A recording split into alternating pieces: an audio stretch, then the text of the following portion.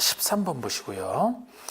도시개발법상 도시개발사업계획 개발계획 맨 앞에 나오는 개발계획 내용이죠. 틀린 것은 세입자의 주거생활 안정대책은 개발구역을 지정한 후에 나중에 개발계획에 포함시켜. 자, 우리 개발계획 내용 중에서 구역 지정한 이후에 천천히 개발계획에 포함시키는 사항으로서는 박수세단, 천천히 포함시킬 수 있다. 박수받으며 등장하는 천천히 등장하는 세단, 좋은 세단. 그래서 밖에 도시개발구역 밖의 지역에 기반시설 설치할 때 비용부담계획 수용상의 세부 목록, 세입자 주거생활 안정대책이죠. 단위, 단계적 사업추진. 이건 4가지 중에 하나입니다. 맞고요. 당연히 도시개발계획 내용은 광역이나 기본계획, 방향 정원에서 부합되어야 된다. 맞는 얘기고 3, 4번도 많이 나왔던 게 3번은 도시개발 사업을 수용 사용 방식으로 시행하고자 하는 경우 이게 아니고 환지 방식으로 이렇게 바꿔줘야 돼요. 환지 방식으로 시행하고자 할 때 개발계획 수립 시에 우리 일반 동의 면적 3분의 2, 소유자 총수 2분의 1 일반 동의를 받아야 된다는 겁니다. 우리 개발계획은 지정권자가 수립하기 때문에 원래 동의 필요 없는데요. 개발계획 내용 중에서 우리 방식을 정할 때 환지 방식으로 할 때만큼은 환지 방식에서는 당사자인 토지 소유자나 조합이 시행자가 되는 게 원칙이기 때문에 아무리 지정권자가 환지 방식을 선호한다 하더라도 사업 시행자가 될 사람들이 반대하면 사업을 못하기 때문에 미리 동의를 받아보라. 그런 취지로 보시면 돼요. 그래서 수용상에서는 이런 동의 필요 없습니다. 그래서 3번 틀렸고 4번은 지정권자는 도시개발 사업을 환지 방식으로 시행하려고 개발계획 수립 시, 자, 우리 환지 방식으로 개발계획 수립하더라도 그 시행자가 국가나 지자체라면 소유자 동의 받을 필요가 없다. 동의 받아야 된다는 거 틀려요. 환지 방식으로 하지만 토지나 조합이 시행자가 될 사람이 아니고 처음부터 국가나 지자체가 시행을 한다면 당사자가 할 게 아니니까 동의 필요 없다는 얘기가 되겠습니다. 5번에 330만, 이게 제일 큰 규모인 330만 대규모로 할 때는 반쪽짜리 기능 말고 여러 기능이 서로 조화를 이루는 노력하라. 이게 5번 얘기죠. 그리고 14번은 도시개발구역 내에서 특광지정에서 허가를 받아야 할 개발행위가 하는 거. 우리 도시개발법에서 개발사업에 지장을 안 주려고 허가를 받아라. 그 얘기죠. 아닌 거.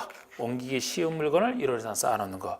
옮기기 쉬운 물건이라 사업 시행에 지장을 안 주기 때문에 허가 대상 아닌 거 답이 됩니다. 옮기기 쉽지 아니한 물건이라야 옮길 때 돈이 들어가기 때문에 미리 허가를 받아야 되는. 그래서 답이 1번이고 건축물의 대수선. 국계법에서는 건축물의 대수는 개발행 허가 대상이 아니죠. 건축의 건축만이잖아. 그런데 개발법에서는 대수선을 해도 용도 변경을 해도 가치가 올라가기 때문에 보상비가 많이 들어서 사업 시행에 지장을 줍니다.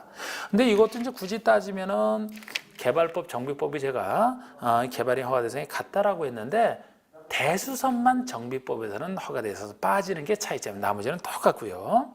공유수원 매립 더 큰 거죠. 4번에 형질병을 목적으로 하지 않는 토속의 채취니까 당연히 토속의 채취는 허가 대상이죠. 그리고 5번도 경작지기 때문에 허가 대상이 되는 거예요. 원래 임시식재면은 허가 대상 아닌데, 자, 다시 말씀드리면은 이건 예외인데 우리 중목의 벌채식재 나무를 심고 베는 것은 국계법에서는 나무 심는 거 개발행위 난개발 아니죠? 그거 아예 허가 대상 아니야. 그러나 개발법, 정비법에서는 나무를 심어도 나중에 사업할 때 보상을 해줘야 되기 때문에 중목의 벌채식재는 원칙적으로 허가 대상에 들어갑니다. 그런데 다시 예외가 관상용 중목의 임시식재라면 임시 가벼운 것이기 때문에 임시라서 허가 대상이 다시 아니거든요. 그런데 아무리 임시식재라도 경작지라면은 아무리 임시식재라도 그 용도로 쓰는 것이기 때문에 보상을 해줘야 돼서 경작지에서 임시식재는 다시 허가 대상이 되는 걸 얘기합니다. 15번에 개발법상 공공시행자는 필요한 경우에는 도시개발 사업의 일부를 주택부상, 주택건설 사업자 등 민간인에게 대행하게 할 수 있다. 우리 개발법상 대행은 공공시행자가 일부를 민간인이 잘하는 부분을 효율성으로 해서 대행시키는 걸 얘기합니다. 그 사업이 아닌 거 1번 토지 매수 업무와 손실보상 업무가 답이 되는 게, 이 토지 매수 업무와 손실보상 업무는 오히려 공공이 잘하는 거예요. 공적인 지위에 있어야 손실보상 업무를 잘할 수 있거든요. 그래서 오히려 민간 시행자가 공공기관에게 위탁할 수 있는 사유가 바로 1번이지 민간인에게 대행시키는 사유 아닌 겁니다. 민간에게 대행시키는 사업은 2, 3, 4, 5번 4가지밖에 없어요. 실시설계, 민간 설계사가 설계 잘할 거 아니겠습니까? 3번에 부지조성공사, 5번에 기반시설 공사, 공사는 민간 건설업자가 전문기관이 잘하잖아. 4번에 조성투지의 분양, 이 분양 업무 상냥한 민간인이 분양을 잘한다. 이렇게 보시면 돼요. 공공 힘주는 공공보다. 그죠? 이렇게 답이 1번이다. 16번은 도시개발 사업을 수용 사용 방식에서 시행하는 경우 토지의 수용 사용에 대한 설명이다. 옳은 것은 자, 우리 수용 사용에 대해서는 1번 행정청이 시행자에 한하여 수용 사용할 수 있다. 틀립니다. 행정청이 시행자뿐만 아니고 모든 시행자의 수용 사용 권한이에요. 모든 시행자가 민간인도 수용 사용권을 가집니다. 단지 민간인은 2번처럼 수용 사용권을 행사할 때 큰 수용 사용과 차별을 받을 뿐이지 수용 사용권 자체는 가져요. 그래서 1번 틀린 건데 우리가 공법에 나오는 수용 사용이 4군데가 있거든요. 도시군계획 사업 3가지. 즉 도시군계획 시설 사업에서도 여기 개발 사업에서도 정비 사업에서도 인정합니다. 그리고 주택법상 주택건설 사업인데 이 도시군계획 사업 3가지는 자체로 공공성이 있어서 모든 시행자가 수용사용권을 가집니다만 주택법상 건설사업은 도시군계획 사업이 아니기 때문에 자체로 공공성을 강화해야 돼요. 공공사업 주체만 수용사용권을 가지는 것은 주택법의 특징입니다. 다른 것은 모든 시행자, 이런 이제 구별되는 차이. 그리고 2번에 토지 소유자가 시행자라면 민간인이죠. 민간 시행자라면 수용 사용하기 위해서 갖춰질 요건이 엄청난 요건이 필요해요. 면적 3분의 2 이상에 해당하는 소유자 동의, 이 소유자 동의가 틀렸습니다. 소유자 동의가 아니고 직접 소유해야 돼. 남의 동의 받는 게 아니고 직접 소유하라는 점에서 엄청난 요건이에요. 그리고 총수 2분의 1은 맞고요.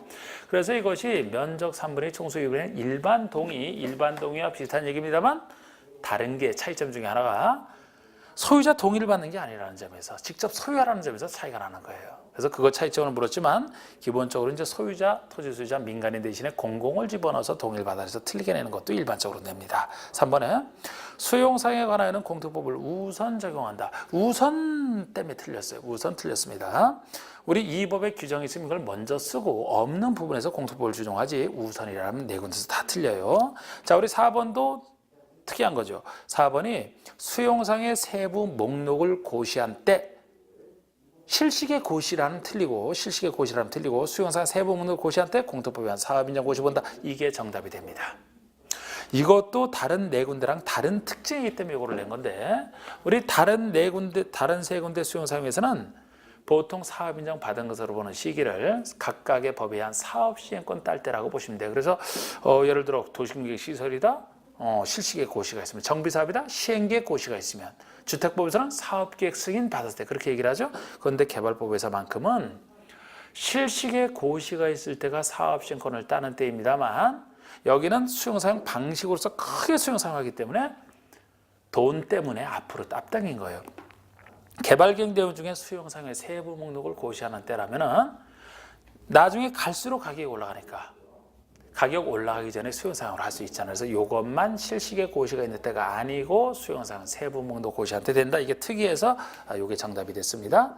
주의하시고 5번에 재결 신청은 사업인정 받은 때부터 1년 내하라? 어디서도 1년 내하라는 틀려요. 여기 그냥 특례가 인정되니까. 4군데 다 사업 시행기간 내만 재결 신청하면 됩니다. 특히 개발법에서는 그 시행기간도 개발계에서 정하고죠. 개발계에서 정하고 있는 사업 시행기간 종료일까지 재결 신청하면 됩니다. 그래서 틀린 거 정답은 4번이고 17번에 수용 사용 방식으로 도시개발 사업을 할 때 시행자는 원형지를 일정한 지역에 공급하여 개발하게 할 수 있다. 그에 대한 설명을 옳지 않은 거. 수용 사용 방식에서는 도시개발 사업 목적대로 조성한 조성 토지가 있고요. 그렇지 않은 원형지 두 땅을 생각하시되 그중에 원형지 아무나 싼 값이라 아무나 못 받는 좋은 땅 원형지에 대한 얘기가 되겠습니다. 옳지 않은 거. 1번의 원형지를 학교나 공장지역 부유로 직접 사용하는 자, 개발자가 될 수 있다. 아무나 못 받아요. 주로 공공이 받아요. 국가부터 지방서까지 주로 공공이 받는데 민간인 중에서는 이렇게 학교나 공장지역으로 직접 사용하는 자 받을 수 있고요. 또 한 사람은 공무에서 선정되는 자, 이 두 사람 정도만 민간인 중에서는 받습니다. 맞고요. 2번의 원형지는 전체의 3분의 1 내에서만 공급할 수 있다. 이것도 맞아요. 원형지는 너무 많으면 조성투지가 줄어들고 그럼 목적 달성이 안 되기 때문에 3분의 1 한도에서만 공급이 가능합니다. 전체 3분의 1, 작게 쓰는 기준에 3분의 1. 3번의 원형지 공급가격.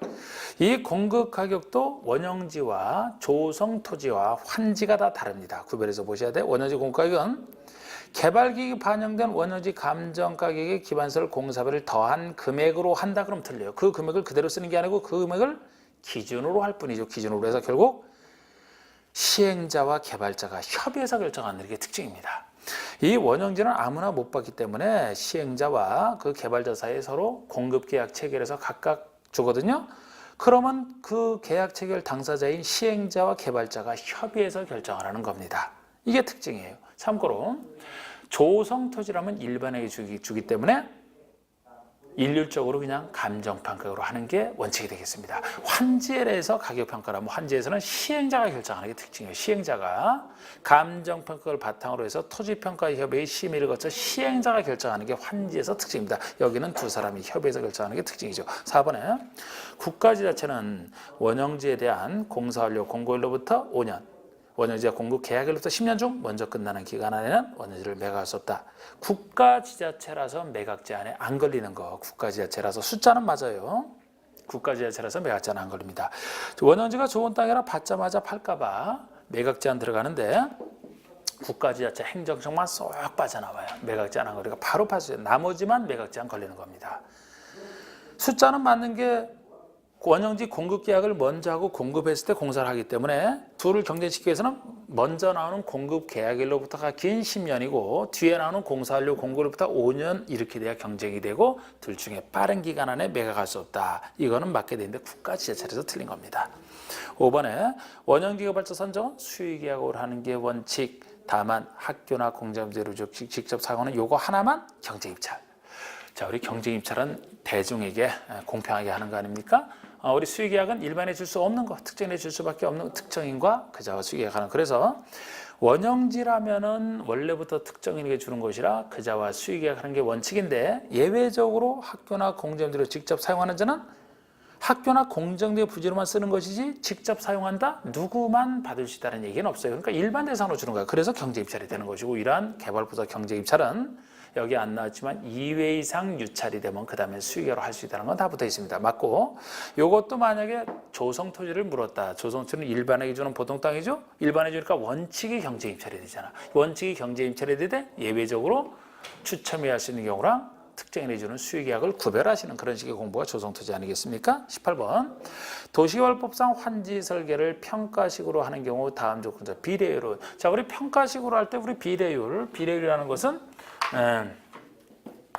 우리 비례율은 9월 모의고사도 한번 8월 모의고사도 한번 냈었습니다. 우리 비례율은 분모분의 분자.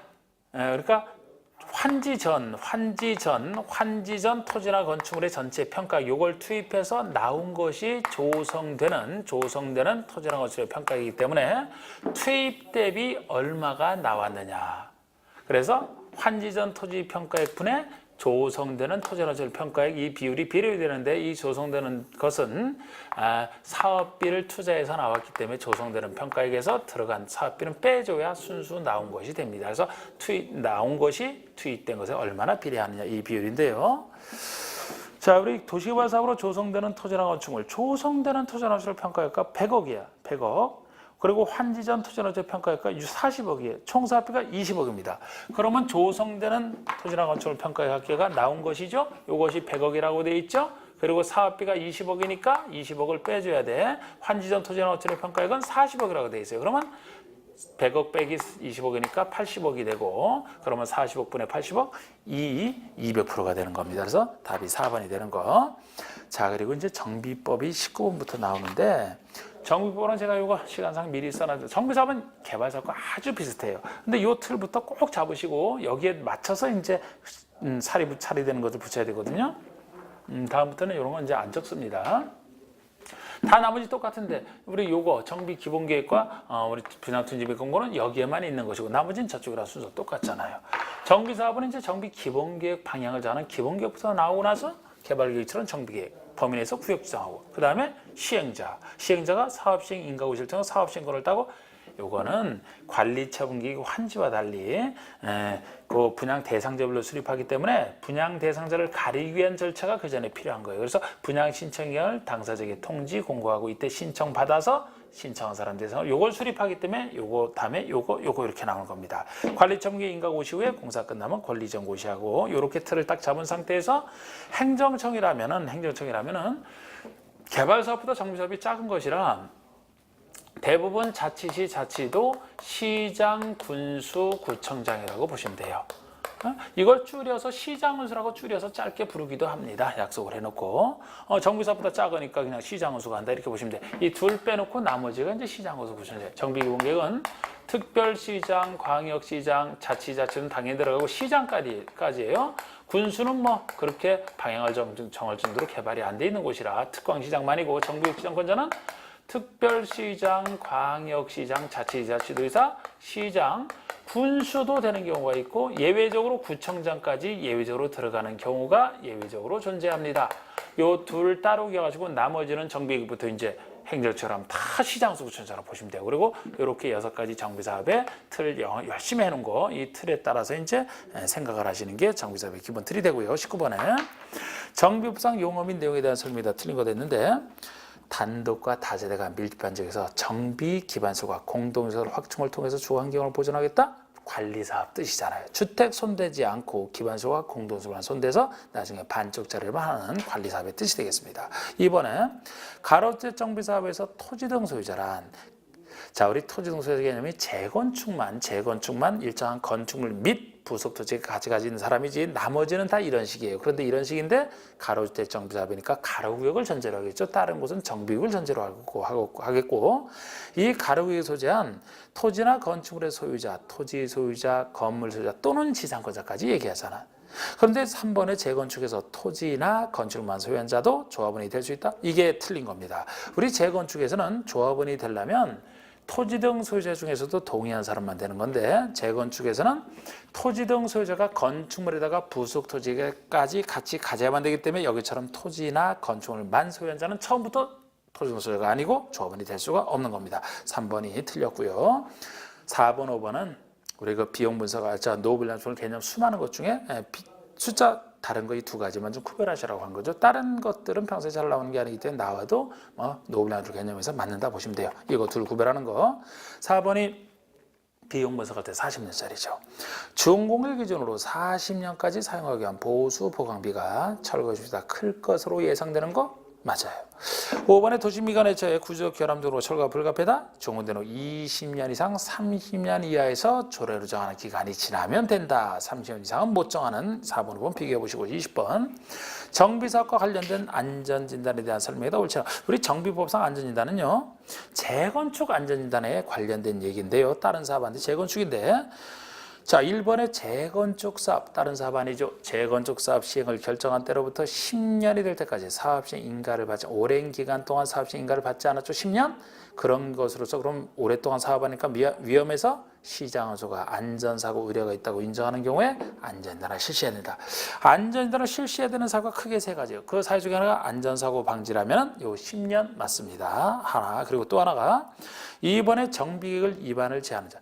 요청할 때야. 안전진단 실시를 요청할 때는 토지등수야 10분 이상 동의. 자, 우리 요청에 한 안전진단은요 반드시 토지등수가 10분의 1 이상 동의를 받으면 요청이 가능하다. 사유가 여러 가지 있어요. 그냥 이 동의 요건만 하시면 돼. 10분 이상 동의를 요청한다. 그리고 여기는 없지만 또 하나 사유가 이제 재건축 정비계획 수립 시기가 도래하면 재건축 정비계획 수립과 관련해서 안전진단하는 게 3가지가 해야 될 대상 3가지인데요.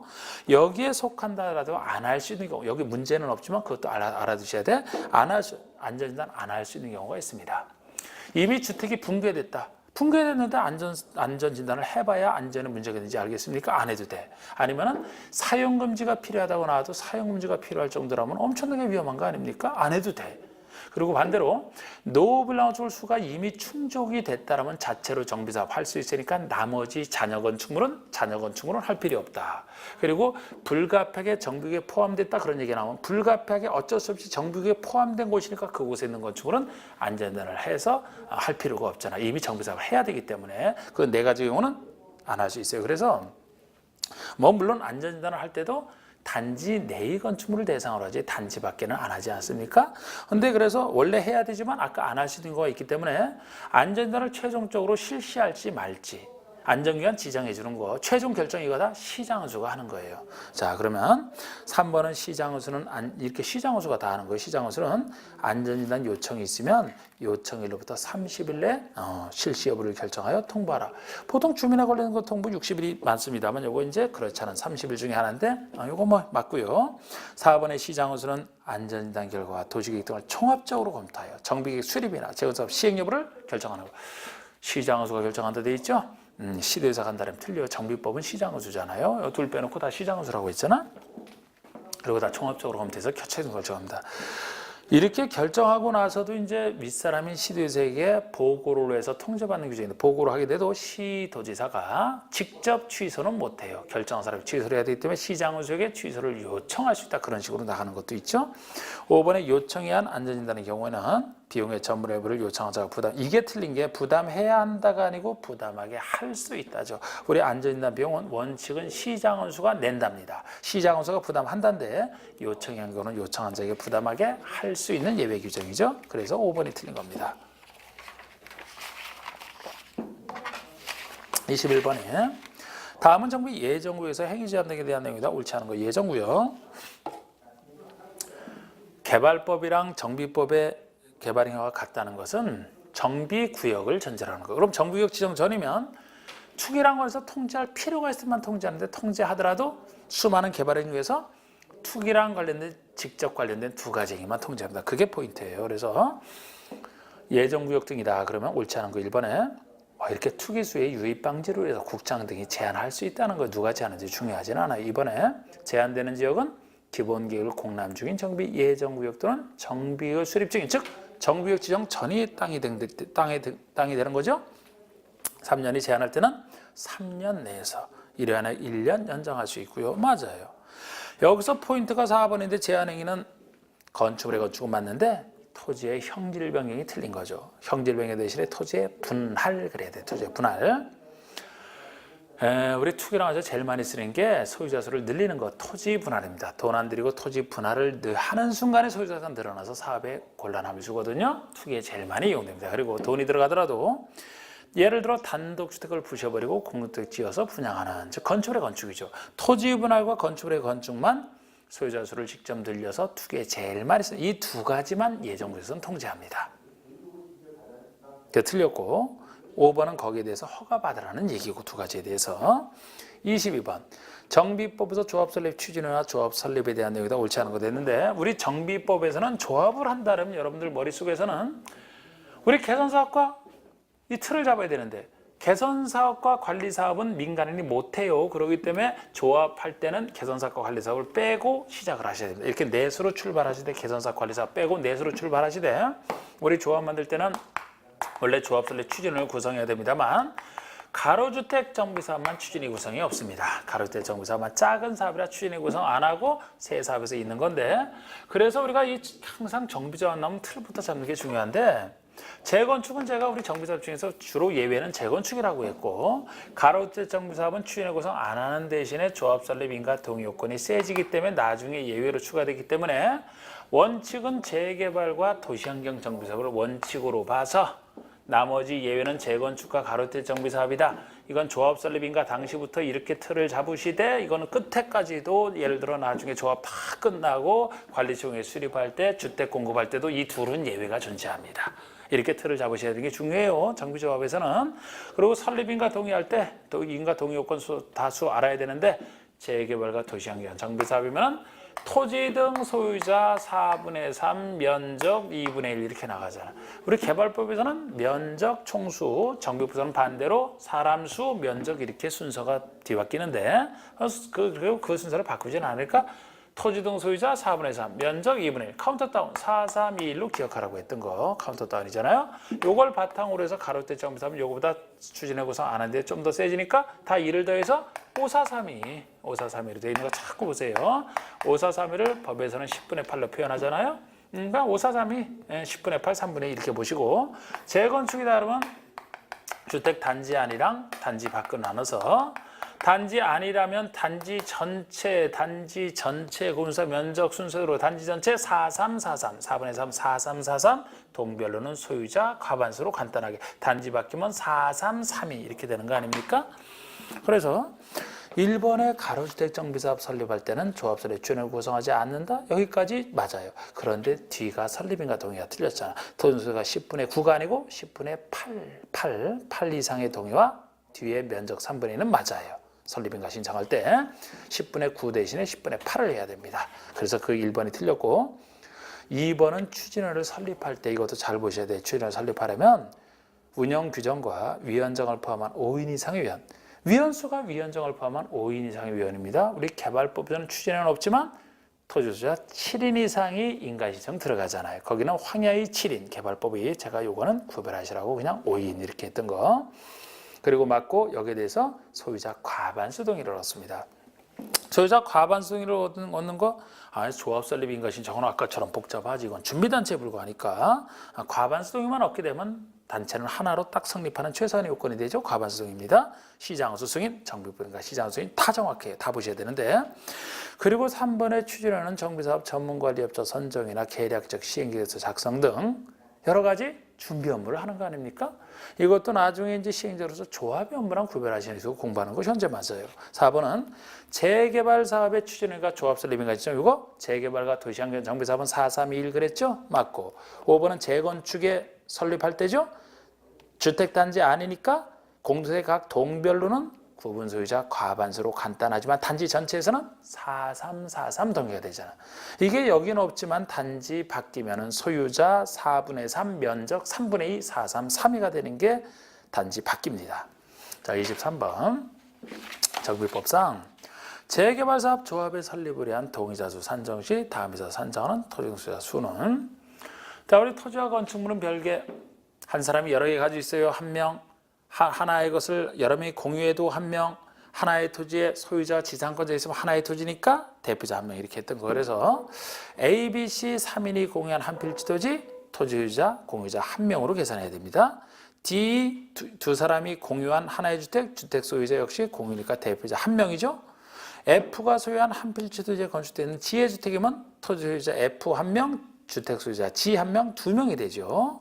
그리고 한 필지 나디지를 단독 소유한 H와 그 나디지에 대한 지상권자 K라면은 이거는 소유자, 지상권자, 대표자 한 명에서 한 명으로 계산해요. 그래서 합이 11, 21, 5명이 되는 겁니다.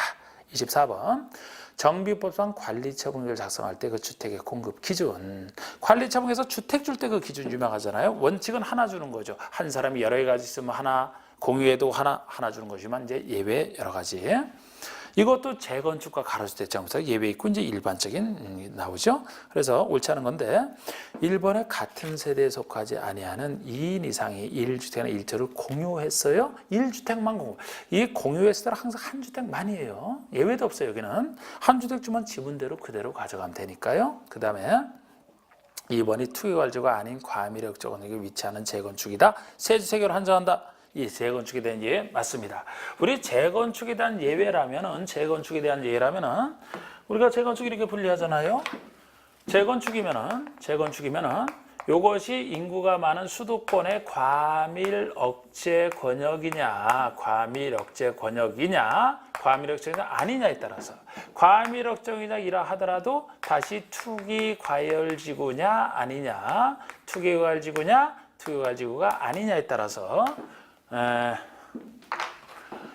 과밀역적에서 투기과열지구라면 제일 투기랑 관련되기 때문에 여기는 무조건 원칙으로 돌아서 한 주택 주는 거예요. 한 주택 주는 원칙에 해당되는 거죠. 그런데 지금 읽은 것처럼 과밀역적에 투기과열지구가 아닌 곳이면은 세 주택이 한도가 되는 거예요. 세 주택 이하. 그래서 지금 읽어본 지문이 맞는 것이고, 만약에 재건축인데 과밀역적이 아닌 곳이면은 소유한 주택 수만큼 줄 수 있는 거 아닙니까? 소유한 주택 수만큼. 만약에 5채 가지고 있어? 5채 그대로 다 줄 수 있는. 이렇게 이제 구별해서 보셔야 돼요. 재건축은.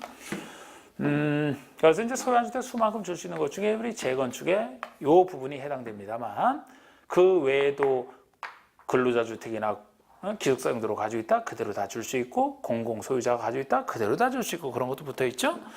그리고 4번의 가로주택 정비사에 대한 예죠. 역시 활성화를 해서 가로주택 정비사업은 세 주택까지 조건 따지지 않고 줄 수 있습니다. 그래서 맞고요. 4번, 5번이 일반적 정비사업에 대한 예외인데, 4번은 분양 대상자별 종조나 토지나 건축의 가격 범위에서 2주택 줄 수 있다는 거예요. 사실 가격 범위가 됐든 아니면 가격이 안 되면 그 전용 면적 범위에서도 줄 수 있거든요. 그런데 둘 중에 하나니까 그냥 하나 보시면 돼요. 2주택 줄 수 있고요. 그 중에 한 주택은 반드시 60 이하. 85 이하 아니에요. 90주택 규모 아닙니다. 소형을 얘기해요. 한 주택. 그래서 2주택 주면 이제 큰 주택에서는 받은 사람이 살고, 소형 주택 60 이하에서는 본인이 가지고 있으면서 섬이 되어서 임대용으로 쓰라 뭐 그런 취지로 보시면 돼요. 그래서 60이하입니다. 반드시. 그리고 5번의 4의 경우 60이하라고 공급받은 한 주택은 소유권이 혹시 다음 5년간 전매 이게 틀린 게 3년간 전매할 수 없어요. 60이하짜리 하나만 전매 제한 받는데 3년입니다. 그건 최소 분양받은 자가 3년간은 팔지 말고 가지고 있으면서 섬이 되어 써라 그런 취지로 보시면 돼요. 그리고 이제 건축법 25번에 건축상 도로와 도로가 교차하는 도로 모퉁이에서 다음과 같은 조건의 대지가 있다고 할 때 대지 면적은 얼마냐? 교차하는 도로는 각각 7m, 5m, 교차간 90도, 대지의 가로 길이는 30m, 세로 길이는 20m. 이거를 그림을 그려봐야 압니다. 그림을 그리면은 우리가 도로와 도로가 만나는 도로 교차점에서의 어떤 그 모퉁이에서 건축선은 이렇게 대지가 있다면 도로에 이렇게 돼 있을 때 90도 각도에서만 계산 문제는 낼 수가 있다 그랬어요. 그런데 지금 한쪽 도로가 7m짜리, 한쪽 도로 너비는 5m짜리라고 이렇게 돼 있고 대지의 가로 길이가 30m고 세로 길이가 20m, 교차각은 90도. 그러면 생각나시죠? 도로와 도로가 만나는 부분에서는 회전방을 확보하기 위해서 도로와 도로가 만나는 교차점으로부터 각각의 도로 경계선에 따라 똑같은 거리를 후퇴한 두 점을 그리고 이 두 점을 연결하는 선이 건축선이 되고 이 부분이 대지에서 제외된다라고 했던 거. 그러면은 얼마를 후퇴하는지를 알아야 대지 면적을 구하는데 제가 90도 각도에서는 큰 도로와 큰 도로.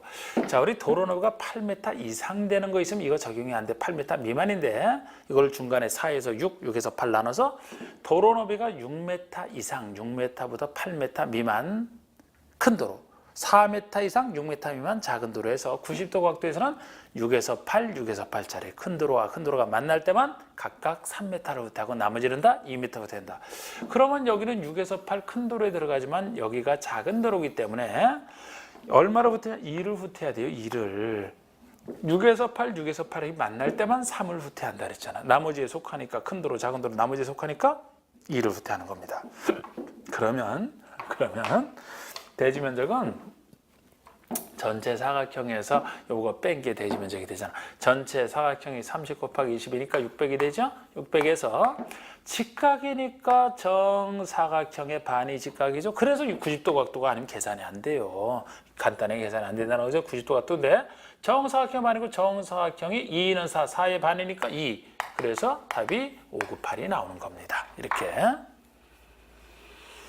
90도 각도일 때는 큰 도로 만들 때는 3, 나머지 2 이렇게 하는 거.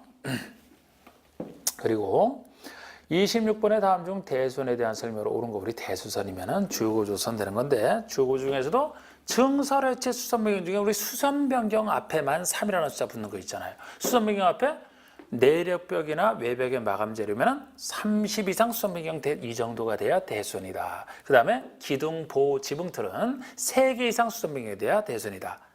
증설해체 앞에는 안 붙어 있고 나머지도 없어요. 3이라는 숫자. 그래서 그리고 항상 대수선은 만약에 동시에 증축, 개축, 재축이 동시에 해당되면 증축, 개축, 재축이 우선합니다. 증축, 개축이 아닌 걸 전제로 대수선이 돼서 이것도 옳은 것 찾는 거 좀 난이도를 높인 문제인데 기둥을 2개 증설하여 건축 면적을 증가했다. 기둥을 2개 증설이면 증설이니까 이거 자체가 대수선이 돼요. 증설 해체 중에 하나잖아. 숫자도 안 떠지잖아. 그런데 대수선이지만 건축 면적을 증가했다는 표현 때문에 증축도 됩니다. 있는 상태에서 면적 늘어났으니까 증축이 되죠. 그러면 대수선이 돼도 대수선도 되고 증축이 되면 증축이 우선하잖아. 증축으로 봐야 되니까 대수선이 아니다라는 표현이 맞는 겁니다. 그래서 1번이 정답이고요. 2번에 외벽에 마감 재료를 10제곱미터 증설 해체하는 거 대수선이 아니다? 증설 해체니까 규모에 상관없이 대수선이 되는 거죠. 수선 변경할 때가 30 이상이잖아. 증설 해체니까 이건 11을 하더라도 대수선이 되기 때문에 아니다가 틀린 겁니다. 3번에 기둥 2개 수선이죠. 이건 수선이죠. 그러니까 2개 갖고는 안 되지. 3개 이상 수선 변경에 대한 대수선이라 대수선에 해당한다는 말이 틀린 겁니다. 4번은 경관지구에서 건축의 외부 형태나 담장을 변경하는 거 대수선이 되려면 경관이 아니고 미관지구에서는 미관지구. 5번에 연립주택의 세대간 경계벽을 수선 변경하는 것은 대수선이다. 가구 세대간 경계벽 손대는 것이 대수선이 되려면 주택 중에서는 좀 상대적으로 작은 주택인 다가구나 다세대 중에 하나야 되지. 아파트나 연립이라면은 상대적으로 큰 것이니까 경계벽은 위험해서 손 못 댄다 그랬잖아요. 연립이라서 아닌 겁니다. 그래서 맞는 것은 1번 맞고 27번에 건축허가에 대한 설명 틀린 거 건축허가 그럼 뭐 건축에 대한 틀이 딱 생각이 나야 되는데 허가권 옳은 거죠. 허가권자는 원칙상 자치도야 시장허수 맞습니다. 개별적인 허가니까 시장허수 구청장 자치도 포함해서 그런데 시도지사는 허가권자가 되지 못한다. 뒤에서 틀렸어요. 시도지사는 허가권자가 되지 못한다. 시도지사에서 시를 빼줘야 돼. 예를 들어 시도지사 시는 특별시장, 광역시장을 얘기하죠. 특별시장, 광역시장은 예외적으로 허가권자가 되잖아요. 예를 들어 대형 건축물 21층 이상 10만 이상 이런 걸 특별시, 광역시 지을 때는 구청장이 아니고 특별시장, 광역시장이 허가권자가 되잖아요. 대형 건축을 도에서 지을 때는 도지사는 어느 경우에도 허가권자 안 되죠. 승인권자에 불과하지. 그래서 허가권자가 아예 못 되는 것은 도지사만 남겨놔야지 시가 들어가서 틀린 겁니다. 이번에 공장이에요. 공장의 건축을 허가받은 자가 허가를 받은 때로부터 2년 내 공사에 착수를 안 하면 허가를 취소해야 된다. 공장이니까 3년이 돼야 돼. 3년 내에 착수를 해야 되거든요. 원칙적으로 건축하고 착수는 2년이 맞아요. 그런데 거기다 예외로서 공장은 크니까 2년이 아니고 3년이 되는 겁니다. 공장에서 3년 내에 착수를 안 하면 허가를 취소해야 된다. 이렇게 나. 자, 우리 이쯤에서 허가 취소와 이런 걸 다 정리를 해보면 제가 건축법과 건축특별법, 주택법에서는 몇십 년짜리들 말고 몇 년짜리 하는 것은 너무 많이 나오는데 대부분 2년으로 보시면 돼요. 대부분 2년으로 보시고 그렇지 않은 135를 좀 따로 기억하시면 좋다. 135 대부분 2년이고 그래서 1년짜리가 우리 건축허가 후 착수가 보통의 착수니까 이게 원칙으로 돌아서 2년이 되는데 그중에서 이제 원칙만 지금 놓고 따지는데 공장은 따로 커서 3년이라는 예외가 붙어 있는데 보통 건축허가 착수가 2년이거든요. 그러면 건축 신고는 가벼운 건축물이기 때문에 건축 신고 착수는 짧아야 되죠. 건축 신고 착수기간이 1년이야. 1년. 그게 제일 유명한 1년이고요. 빈집 정비에서 빈집 개념할 때 1년 이상 안 쓰는 거 그게 나오고 그다음에 또 다른 1년이 주택법에서 투기과열지구의 그 재검토할 때 투기과열지구 재검토가 1년마다 재검토하게 되어 있습니다. 그 세 가지가 1년한 숫자랑 관련되어 있고요. 3년한 숫자는 가설건축의 존치기간이 3년이고요. 주택상환사채의 상환기간이 3년을 초과할 수 없다. 그 두 가지가 3년입니다. 그리고 5년이 대표적인 큰 주택법상 주택사업승인 받고 나서 착수하는 게 5년 착수예요. 5년 착수가 뭐 특별건축에서 5년 착수 또 하나 있습니다. 그거는 잘 안 나오니까 5년에서는 사업승인으로 착수기한만 알아도 그거 빼놓고는 1년짜리 3가지, 2년짜리 3년짜리 2가지, 5년짜리 하나만 최소한 알고 나머지는 다 2년에도 거의 괜찮습니다. 그리고 건축허가 취소는 다른 데서는 허가 위반하면 취소할 수 있다는데 여기는 신고 효력 자동 상실과 마찬가지로 다르려고 꼭 허가를 취소해야 된다 이렇게 나오는데 취소가 크게 3가지예요. 아까 2년 내 착수를 안 했다. 공장은 3년에 착수를 안 했다. 그럼 취소하라. 착수는 했지만 불가능하다. 취소해야 돼요. 그리고 또 하나가 신설된 거. 소유 허가를 받은 상태에서 대지 소유권을 잃었죠. 잃은 상태에서 6개월이 지나도록 이건 몇 년이에요? 6개월짜리 6개월이 지나도록 착공이 안 된다. 그러면 꼭 허가를 취소하게 돼 있는 거. 이게 5번에 관련된 얘기죠. 자, 하여튼 2번은 공장이니까 3년이 돼야 되고 3번이 30층의 건축물을 특별시에서 건축하려면 특별시장 이게 맞는 겁니다. 자, 우리 대형 특별시장, 광역시장이 허가를 받는 대형 건축물이 21층 이상 또는 10만 이상이에요. 30층짜리면 21층 이상에 속하니까 특별시장 허가가 맞는 겁니다. 4번에 연면적계가 10만 제곱미터 이상인 공장이나 창고. 자, 10만 이상이지만 공장, 창고는 제외된다는 거 많이 나왔던 거예요. 공장, 창고는 제외니까 여기서 제외니까 광역시에서 건축하려면 광역시장 허가 아니고 구청장 허가를 받아야 됩니다. 구청장 허가죠 이거는. 5번에 착공신고 전에 경매, 공매 등으로 건축주가 대지수권을 상실한 때로부터 1년, 이게 6개월짜리예요. 6개월이 경과한 이후에도 착수가 불가능하다. 허가를 꼭 취소하라. 6개월짜리 유명한 얘기입니다. 신설된 거 28번. 다음은 건축법상 대지도로 관계 규정에서 도로가 될 수 없는 거. 대지는 도로에 2m 이상 접하는 게 원칙인데 거기서 도로가 될 수 없는 거. 우리 건축법상 도로 개념은 광범위합니다. 광범위한데 보행과 자동차 통행 둘 다 가능한 4m 이상의 도로와 예정도로 그죠? 각종 법에서 고시가 된 거, 허가권자 지정도로 다 포함되어 있어요. 그런데 예외로서 몇 가지 있어도 최소 보행은 가능해야 되기 때문에 자동차 전용 도로처럼 자동차는 다닐 수 있지만 보행이 불가능한 도로는 접해봤자 다닐 수가 없어요. 그거 제외입니다. 그건 안 돼. 그래서 지금 도로가 될 수 없는 게 아니 1번은 예외 중에 하나지만 차량 통행이 불가능하지만 보행은 가능하다. 계단식 도로처럼 너비 3m 이상은 예외적 도로로 인정합니다. 3m니까 3m 이상에 딱 들어가요. 2번은 막다른 도로 얘기죠. 10, 30으로 끊어서 막다른 도로는 2, 3, 6, 10m 미만이면 너비 2m 이상. 여기처럼 10에서 35 사이면 3m 이상 맞잖아요. 너 35m 이상이면 5, 6, 2, 3은 6, 6m 이상 되는 거 그죠? 그리고 3번에 보행과 자동차 둘 다 가능한 4m 이상으로 국회법상 고시, 국회법뿐만 아니고 다른 법이랑 고시 다 들어가요. 4번에 자동차 통행이 가능한 폭 5m, 4m 이상에 속하지만 보행이 불가능하기 때문에 이게 답이 되는 겁니다. 4번이 답이에요. 이거는 도로가 될 수 없어요. 여기에 잡혀봤자 소용없습니다. 보행이 불가능하기 때문에 다닐 수가 없잖아요.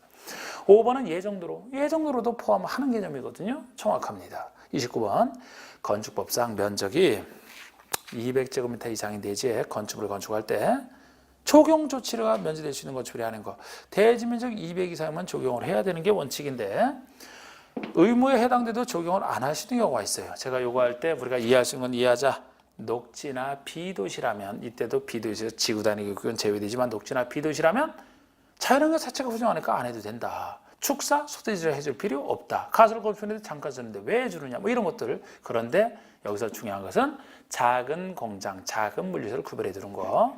안 해도 되는 작은 공장은 대지 면적 기준으로서는 5,000 미만인 대지에 있는 공장이 작은 공장. 연면적 크기에서는 1,500제곱미터 미만이 작은 공장. 그리고 산업단지라면 규모에 상관없이 생산에만 전념하라. 요 세 가지 공장. 그리고 물류시설 중에서는 연면적 크기로만 1,500 미만인 물류시설을 작은 물류시설로 보는데 공업지역에서 설치할 때만 적용이 생략할 수 있다는 거 주의하셔야 돼. 1,500 미만의 물류시설은 공업지역에서 설치할 때 하나여 적용이 면제. 요 두 가지 숫자. 그러면 1번은 농림지역의 건축 볼 것도 없이 면제될 수 있죠. 2번은 가설 건축이니까 면제되겠죠. 3번에 1,500 미만의 물류시설이지만 상업지역이라 해야 됩니다. 공업지역에 지을 때만 면제될 수가 있어요. 상업지역이니까 해야 돼서 답이 3번이 되는 겁니다. 4번에 대지에 연분이 함유되어 있으니까 해도 죽으니까 안 해도 되고 5번은 공장 중에서 대지 면적 5,000 미만을 얘기하잖아요. 30번에 건축주는 다음 건축을 건축하거나 대전할 때 설계자로부터 받은 구조안전 확인 자료를 착공신고 시에 허가건장에게 제출해야만 된다. 구조안전 확인 자료 제출 의무인데요. 옳지 않은 거. 이게 전에만 하더라도 자주 나왔던 건 한 번 나왔던 건데요. 구조안전 확인을 위해서 조금만 커도 제출하게 돼 있어요. 그러니까 우리가 보통 공법에서 건축에서 조금 크다는 기준으로 조금 크다 할 때 3층 이상이거나 또는 연면적 1,000 이상이었는데 그거를 최근에 더 강화를 해서 3층이 아니고 2층 이상부터 연면적은 1,000이 아니고 500 이상부터 나머지는 바꾸지 않았고요. 그래서 바꾼 거 공부하라고 낸 겁니다. 1번의 층수가 2층 이상부터가 이제는 맞고요. 2번에 연면적 500 이상? 연면적 500 이상이면 원래 제출해야 돼. 그런데 이게 틀렸어. 이게 답이 되는 게 이거는 다시 예외까지 공부하라고 물은 겁니다. 그냥 500 이상 하면 이거 맞는데 축사나 작물재배사 창고 500 이상이라도 이건 안 해요. 사람 사는 거 아니잖아. 사람 사는 거 아니라 위험성이 적다고 보는 거예요. 그리고 사람 살더라도 여기는 안 됐지만 표준 설계도에 따라 지는 것도 있습니다. 표준 설계도에 따라 짓는다면 이미 안전성이 확인됐기 때문에 500 이상이라 하더라도 할 필요 없는 것에 속해요. 그래서 그건 예외를 갖고 물은 겁니다. 그 전부터 있었던 3번 기둥과 기둥 사이 경관거리 10m 이상이면 제출하라. 높이 13m 이상이거나 처마 높이는 9m 이상. 어느 것 하나면 해야 됩니다. 2번이 틀린 거. 31번은 다음 중 빈집 정비에 대한 설명이다 옳지 않은 것인데 여기서 빈집이란 시장 등이 사용료를 확인했도록 1년 이상 아무도 거주한 1년 이상 정확히 이게 1년짜리 중에 하나죠. 그리고 2번의 시장 등은 빈집 소유자에게 철거 등 필요한 처를 명할 수 있어요. 그런데 소유자는 60일 내 철거 명령을 이행해야 됩니다. 주민한테 60일 내 빠르게 이때 안 하면 이제 직권으로 행정청이 3번처럼 직권으로 철거하려고 이렇게 좀 빠른 시일 내에 철거하라 이렇게 하고 있어요. 사실 누가 와서 철거하겠어요. 행정청이 빨리 철거해야지. 4번에 빈집 소유자 소재를 알 수 없을 때 찾는 절차죠. 빈집 소유자의 소재를 알 수 없으면 그 철거 명령과 불이행 시 직권으로 철거한다는 내용을 일괄시험에 한 번 이상 공부하라. 한 번만 공부해도 돼. 누가 보겠습니까? 이때도 공간대로부터 60일까지 철거해야 되는데 그때 철거를 안 했다? 직권 철거할 수 있다는 겁니다. 다 이런 식이고 5번에 철거를 할 때 정당한 보상비를 빈집 소유자에게 지급해야 되죠. 빈집을 남겨놓은 게 범법 위법행위는 아닙니다. 그래서 철거를 하면 정당한 보상비를 지급해야 되는데 이때 정당한 보상비는 시가, 이걸 틀리게 낸 거예요. 시가가 아니고 감정평가액입니다. 제가 이걸 틀리게 낸 게 다른 데서는 정당한 보상비라면 시가 보상을 얘기해요. 그런데 여기는 감정평가를 한다는 게 특이해서 그랬습니다. 왜냐하면 우리 빈집은 남들에게 팔지 못해서 빈집으로 남겨둔 것이거든요. 살 필요 없는데 아니 팔려야 시가를 알 수가 있어. 아니 비슷한 거라도 옆에서 팔려야 시가를 알 수 있는데 빈집으로 남아있을 정도는 누가 옆에 있는 거 팔리지도 않고 이거 자체도 안 팔리고 왜 떨어져 있는 것일 텐데 그래서 시가를 알 수가 없어서 이건 감정평가액으로 한다 이렇게 생각을 하세요. 그래서 5번이 틀렸습니다. 32번 증축형 주택법상 이제 주택법이죠. 증축형 리모델링이나 설명을 옳지 않은 것인데 우리 리모델링은 대수선과 일부 증축 두 가지 형태가 있는데 우리 증축에서는 일부가 가장 핵심이에요. 너무 많이 증축하면 리모델링을 벗어나겠죠. 그래서 요거 리모델링 할 때 일부라면은 전용 면적의 30% 내에서만 해야 됩니다. 그런데 이것도 대상이 85 미만 상대적으로 작은 것이라면 좀 더 넓게 40%까지 예외로 가능하고 요거 일부에서 일부만 따로 생각하시고 나머지 숫자는 다 15랑 관련돼 있어요. 그렇게 보시면 돼요. 그래서 1번의 증축을 통한 리모델링을 하려면 원칙적으로 사용검사의 사용 승인으로부터 15년이 경과된 공도 이게 대상이죠. 15년이 지나야 돼. 대손을 통한 리모델링은 10년이면 되잖아요. 이건 증축형은 15년, 15. 2번이 전유면적 70제곱미터인 아파트는 전유면적 10분의 3, 즉 30% 내에서 증축할 수 있다? 이거 다른 얘기 없으면 10분의 3이 맞는데 70제곱미터 아파트라고 돼 있기 때문에 틀린 겁니다. 70제곱미터 아파트면 85제곱미터 미만에 속하는 것이죠. 그러니까 10분의 3이 아니고 10분의 4까지 가능해요. 그래서 이거 틀린 거 예외. 3번에 증축한도는 전유 부분 면적으로 계산한 건 맞고요. 공용 부분은 별도로 증축한 맞습니다. 4번에 세대를 증가하는 리모델링 할 때는 얼마까지 최대 증가 가능하냐? 기존 세대수의 15% 맞습니다. 기존 층수가 20층인 공동세대에 대한 추직 증축형 리모델링을 하려면 최대 3계층까지 증축이 가능하다. 제일 위험한 수직으로 올릴 때는 역시 15층을 기준으로 해서 기존 건축이 15층 이상이다. 우리 지문처럼 20층이면 15층 이상에 속하죠. 그러면 3계층까지 맞습니다. 만약에 15층이 안 돼요. 14층 이하까지는 2계층까지 할 수 있는 거 아니겠습니까? 그래서 잘 보시고 33번에 주택조합에 대한 설명이 다 틀린 거. 옳은 거. 지금 또 주택조합이 나와서 그러면 주택조합이 나오면 기본 틀이 주택조합 중에서 지역과 직장에만 적용되는 규정과 리모델링에 적용되는 규정이 다르지 않습니까? 지역과 직장은 새로운 주택을 건설해서 받는 규정이고 리모델링은 새로 건설해서 받는 게 아니기 때문에 이렇게 기본 틀로 생각하신 상태에서 보셔야 돼요.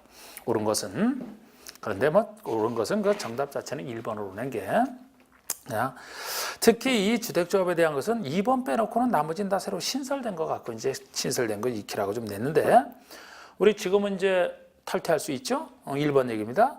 탈퇴한 조합원은 제명된 조합원을 포함해서 탈퇴한 조합원은 조합 규약으로 정하는 바에 따라 부담 비용의 환급을 청구할 수 이게 그냥 맞는 얘기죠. 아니 탈퇴했는데 그동안 냈던 비용의 환급을 청구할 수 있어야 되죠. 제명된 사람도 마찬가지고요. 다는 못하더라도 규약이 정하는 바에 따라 청구할 수 있다 맞는 겁니다. 자, 2번의 리모델링 조합은 그 구성원의 주택을 건설한 주택을 조합원에게 우선 공급 틀렸죠. 리모델링이 아니고 지역과 직장 조합이라고 바꾸셔야 돼.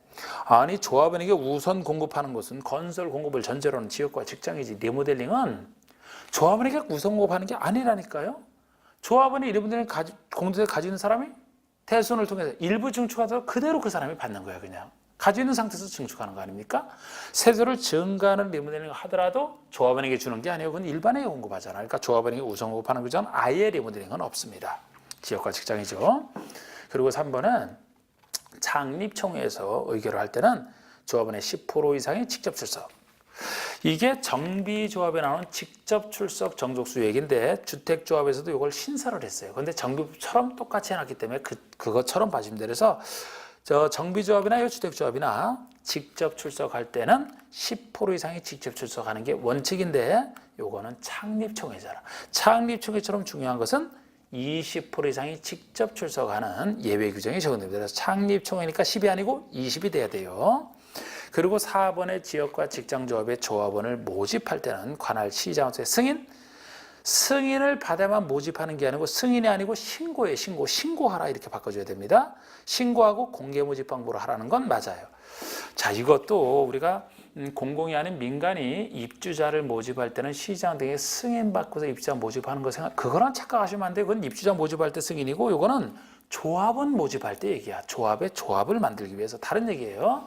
그래서 옛날에는 조합원 모집할 때 그냥 신문 광고에 뭐 지역조합의 조합원 모집합니다. 이렇게 신문 광고에 냈거든요. 사기가 많아서 부정이 많아서 지금은 옛날에 신고도 필요 없었지만 지금은 입주자 모집할 때는 시장 군수가 알고 있어야 될 것이다.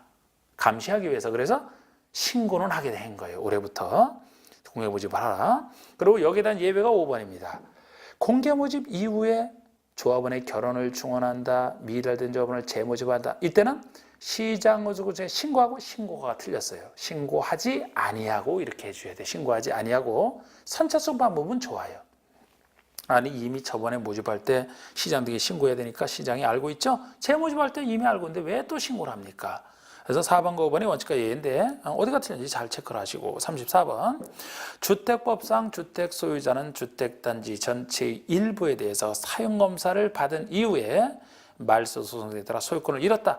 즉 진정한 실소유자가 회복해 갔을 때 입주자는 소유권을 잃은 경우죠. 이때 그 토지의 소유권을 회복하면서 매도 청구할 수 있다. 이게 사용검사와 매도 청구인데 이에 대한 설명을 옳지 않은 거 1번 주택 소유자는 대표자를 선정하여 매도 청구서는 제기할 수 있고요. 이때 대표자는 소유자 전체 4분의 3 동의받는 것도 맞습니다.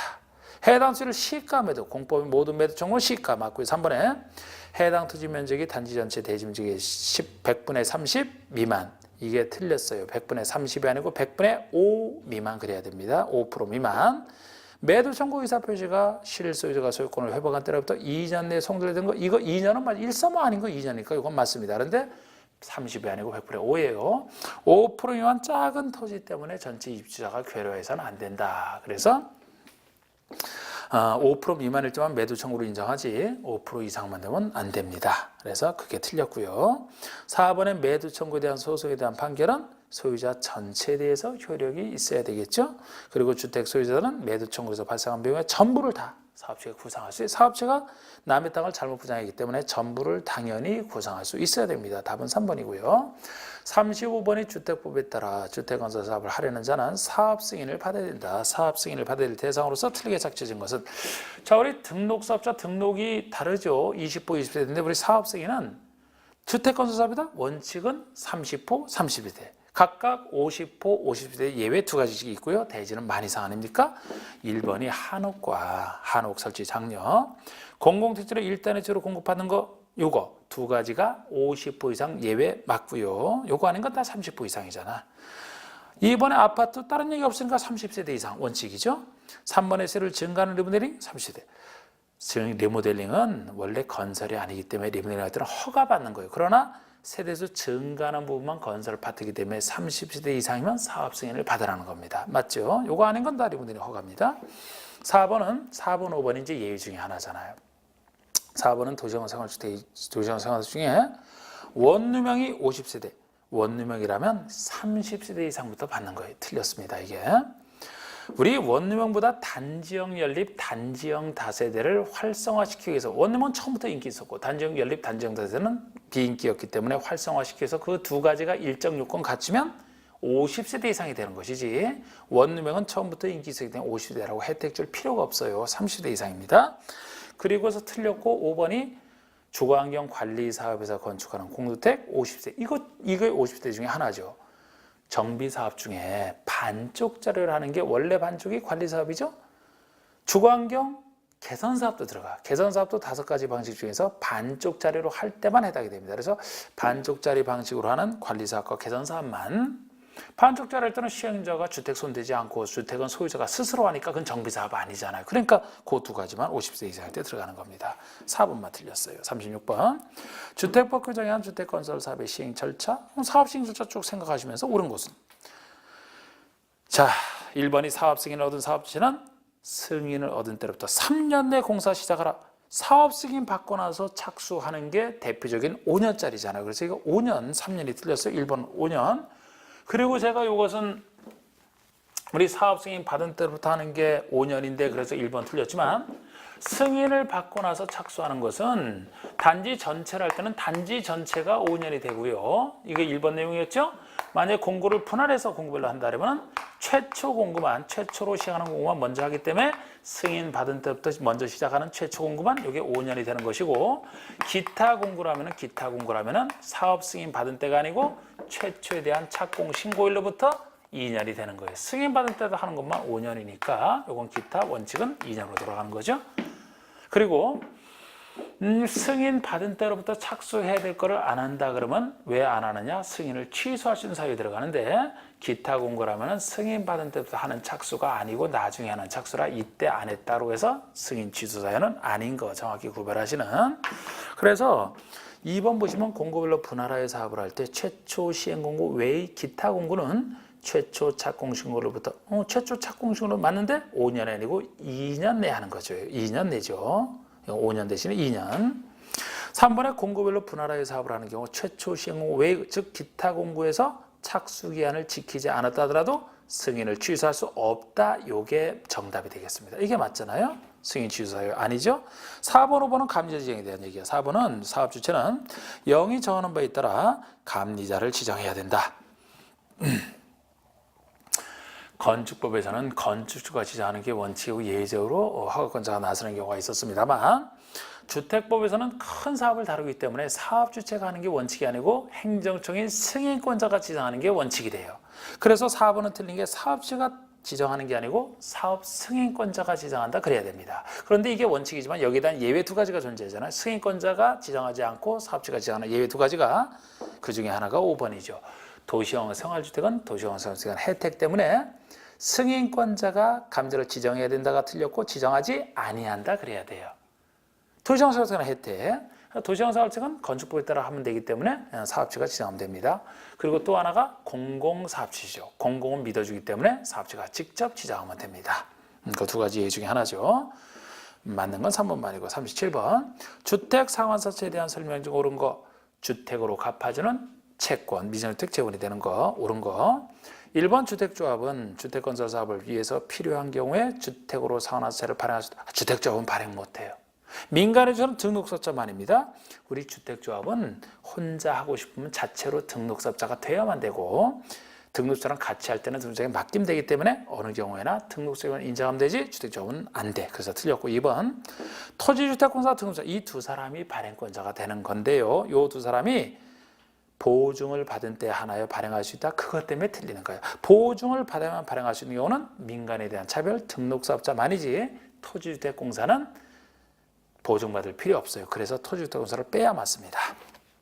3번의 주택상환사채는 무기명증권으로 발행한다. 주택 하나 값에 해당하는 큰 채권이기 때문에 무를 빼줘야 돼. 기명증권으로, 소유자 이름이 표시되는 기명증권으로 발행을 합니다. 4번에 주택상환사채의 상환기한은 10년 초과, 이게 3년 초과, 3년에 관련된 거예요. 3년 중에 하나죠, 이게 틀렸고, 이 경우 상환기간은 사채 발행일로부터 주택의 공급계약 체결일까지 기한으로 상환 계산하는 것도 주택을 상환한다 그러면 주택을 지어서 직접 공급하는 걸 생각할 텐데, 공급계약 체결까지만 하면 상환기간 상환됐다라고 보는 것이기 때문에 이게 특이한 거지만 이건 맞아요.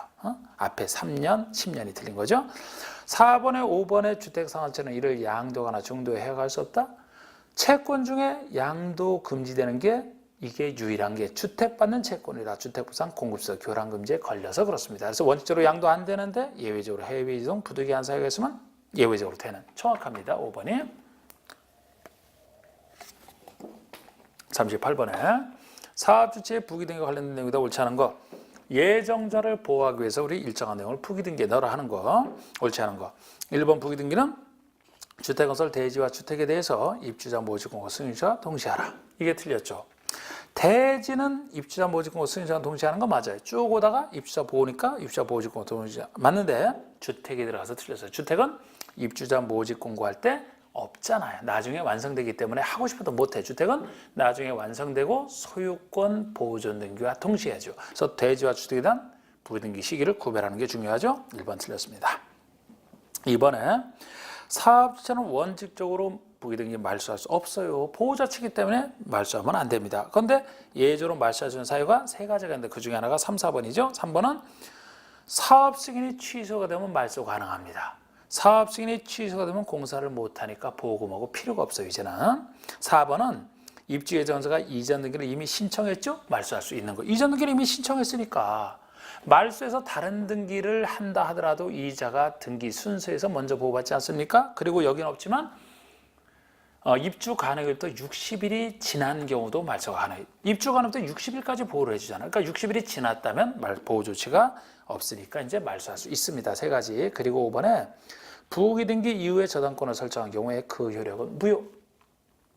부기등기 가장 강력한 효력이죠. 이후에 따른 거 했죠? 다 무효가 돼. 법에 의해서 취소 사유에는 무효 맞습니다. 그래서 예정자가 보호받는 39번의 농지법상 농지 취득 차익증에 관한 설명이다. 옳은 거.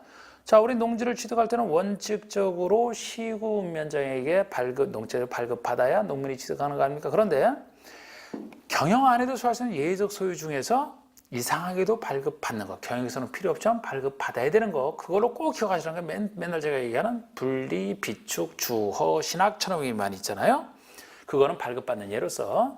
그리고 나머지 경영 안에도 소할 수 있는 예외적 소유는 안 받는 건데, 안 받는 것 중에 새로운 농지 취득 아니라서 안 받는 것, 대표적인 거 공유농지 분할, 지분대로 분할했으니까 시효 완성, 20년 된 농사든 그 농지니까 농업변 합병이니까 그 세 가지는 안 받는 예로서. 그러면 1번의 농지채권을 발급받고자 하는 경우는 농업경영기서를 작성하여 시장은수구청에 제출하라. 발급권자에게 제출해야 되는데 군수가 들어서 틀렸죠. 군수 대신에 읍장, 면장이 들어가는 게 특이합니다. 시구, 읍면장이 발급권자죠. 특이한 거 틀렸고. 이번에 농업인이나 농업법인이 농지를 취득한다?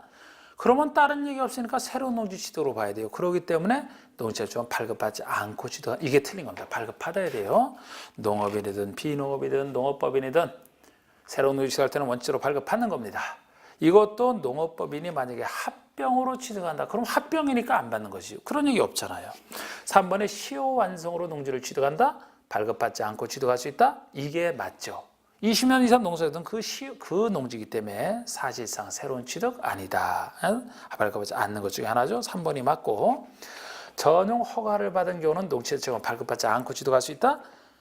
전용 허가라면 분리비축 주허의 허잖아. 신고도 이 경우는 발급받아야 된다는 점에서 이게 틀렸잖아요.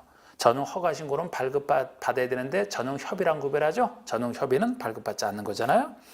5번에 주말채용을 목적으로 취득한다. 분리비축 주의 주잖아요. 이게 발급받지 않는다. 틀렸죠. 발급받아야 되죠. 분리비축 주허 신학처럼 이만은 발급받아야 되니까.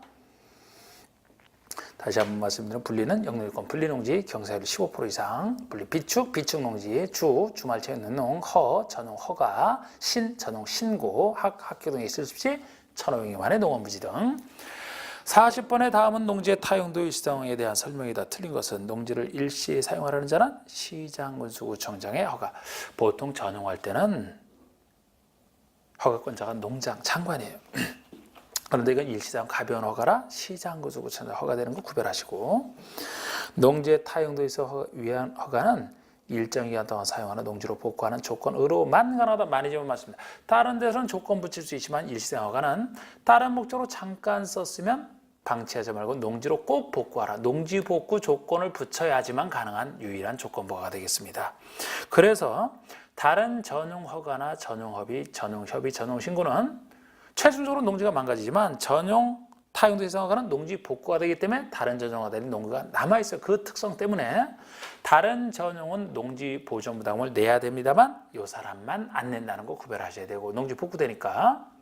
다른 전용할 사람은 농지 지목인 전담가선 외지목으로 변경할 수 있습니다만 이 사람만 변경 못해요. 농지로 남아있어야 되기 때문에 그렇게 다른 전용과 구별이 됩니다. 그리고 일시상 허가 대상은 세 가지밖에 없어요. 그 세 가지가 3, 4, 5번에 나오는 세 가지만이고 이 사유는 제가 바르게 해놨는데 일시간 몇 년이냐를 바꿔낸 겁니다. 3번에 간이시설이니까 잠깐 쓰는 거 일시상 허가 대상 맞는데 이 허가는 7년 내에서 하는 거, 7년이 최대치 맞습니다. 4번에 주 목적 사업을 위한 현장 사무소나 물건을 적지 매설하는 거 일시상 허가 대상 맞는데 5년이 아니죠. 주 목적사에 필요한 기간이 되겠습니다. 몇 년이 아니고 주 목적사에 필요한 기간 내내 써야 되기 때문에 주 목적사에 필요한 기간입니다. 틀렸고 토속과 강물을 채굴하기 위하거는 토속과 강물도 일지상호가 대상이죠. 잠깐 캐면 되잖아. 5년이 최대치가 되는. 그래서 아까도 얘기했듯이 잘 요거 다시 복습하시고 관련되고 공부를 하셔갖고 자꾸 이제 쌓아나가면 됩니다. 이렇게 4회에 걸쳐서 수고하셨습니다.